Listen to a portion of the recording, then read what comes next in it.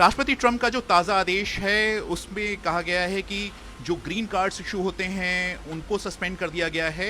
और जो विदेश से काम करने वाले लोग आते हैं उनको जो कुछ वीज़ाज दिए जाते हैं उन्हें साल के आखिर तक सस्पेंड कर दिया गया है। इससे पहले अप्रैल में जो ग्रीन कार्ड्स इशू होते हैं उन पर रोक लगा दी गई थी।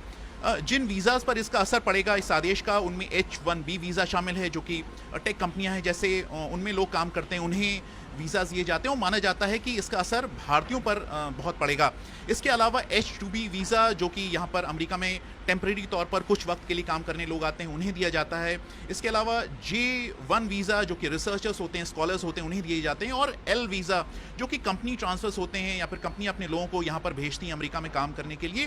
तो इन वीज़ाज पर इस आदेश का असर पड़ेगा। जो आदेश है उसमें कहा गया है कि जो पैंडेमिक के बाद अमेरिका में जो हालात हैं, जिस तरह से जिस तादाद में लाखों लोगों की नौकरियां गई हैं, तो इस आदेश का जो मकसद है वो है कि जो कहीं ऐसा ना हो कि विदेश से जो लोग आएँ और इन नौकरियों को हथिया लें और ये जो नौकरियां हैं अमेरिका में वो अमेरिकी लोगों को ही मिले।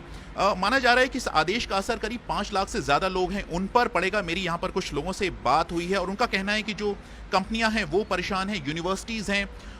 वो परेशान हैं और कुछ लोग हैं जो कि यहाँ पर काम कर रहे हैं। जिस तरह का माहौल है इमिग्रेशन को लेकर उसके कारण यहाँ से बाहर निकलने की भी कोशिश या फिर सोच रहे हैं या फिर तैयारी कर रहे हैं, वापस भारत जाने की वो सोच रहे हैं। यहाँ पर गूगल और अल्फाबेट के प्रमुख है सुंदर पिचाई, उन्होंने निराशा जताई इस आदेश से। लिंडसे ग्रैम है जिन्हें सेनेटर लिंडसे ग्रैम जिन्हें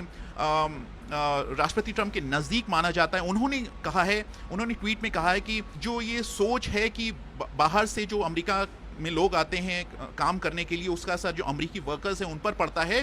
तो ऐसे लोगों को अमेरिका की जो अर्थव्यवस्था है उनकी समझ नहीं है। यहाँ पर जो राष्ट्रपति ट्रंप के समर्थक हैं वो इस आदेश से खुश हैं, उन्हें लगता है कि यहाँ पर जो नौकरियाँ बचेंगी, बाहर से लोग आते हैं वो इन नौकरियों पर कब्जा नहीं करेंगे और ये जो नौकरियाँ हैं वो अमेरिकी लोगों को मिलेंगी। लेकिन राष्ट्रपति ट्रंप के जो आलोचक हैं उनका कहना है कि राष्ट्रपति ट्रंप दरअसल जो अपना सपोर्ट बेस है उसे मजबूत करने की कोशिश कर रहे हैं। राष्ट्रपति चुनाव होने वाले हैं नवंबर में, उसे देखते हुए और खासकर जिस तरह के जो पोल्स आए हैं उनमें कहा गया है कि राष्ट्रपति ट्रंप जो बाइडेन से पीछे चल रहे हैं, जो डेमोक्रेटिक पार्टी के प्रेसिडेंशियल पद के उम्मीदवार हैं उनसे। यहाँ पर हाल में एक रैली हुई थी राष्ट्रपति ट्रंप की और उस रैली में जितने लोगों की उम्मीद थी उतने लोग नहीं आए थे, तो उसे भी एक कारण बताया जा रहा है। और